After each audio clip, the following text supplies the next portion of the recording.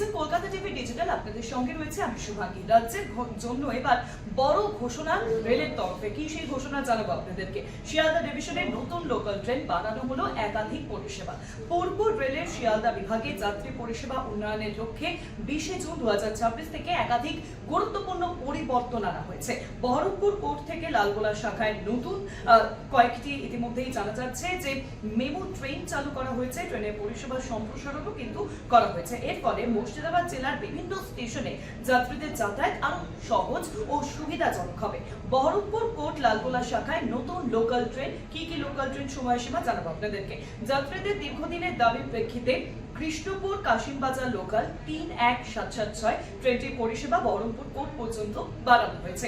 একই সঙ্গে বহরমপুর কোর্ট থেকে লালগোলা পর্যন্ত নতুন একটি ইএবু লোকাল ট্রেন যার নাম্বার হচ্ছে 31777 চালু করা হয়েছে। এই নতুন পরিষেবা চালু হবে 20 জুন 2026 থেকে। পাশাপাশি আপনাদের জানিয়ে রাখবো যে নতুন 31777 আপ বহরমপুর কোর্ট লালগোলা লোকালও কিন্তু চালু করা হয়েছে। নতুন ট্রেনটি বহরমপুর কোর্ট থেকে সকালবেলায় ছেড়ে লালগোলা পর্যন্ত যাবে এবং পাশাপাশি জাজিরগঞ্জ বহরমপুর কোর্ট শাখার মেমু ট্রেন সম্প্রসারণ। পূর্ব রেলে আরো জানানো হয়েছে যে বর্তমানে কাশিমবাজার, জাজিরগঞ্জ এবং কাশিমবাজার রুটে চলাচলকারী 3 জোড়া ট্রেনের পরিষেবা বহরমপুর কোর্ট পর্যন্ত বাড়ানো হচ্ছে। ইতিমধ্যে এই সিদ্ধান্ত স্থানীয়দের কথা মাথায় রেখে এবং স্থানীয়দের যে দীর্ঘদিনের দাবি, সেই দাবিকে সামনে রেখেই কিন্তু পূর্ব রেলের এই সম্প্রসারণ। এই পরিবর্তনে কার্যকর হবে 20 জুন 2026 থেকে। সম্প্রসারিত ট্রেনগুলি হলো 63041 বা 63042, 63045 বা 63046,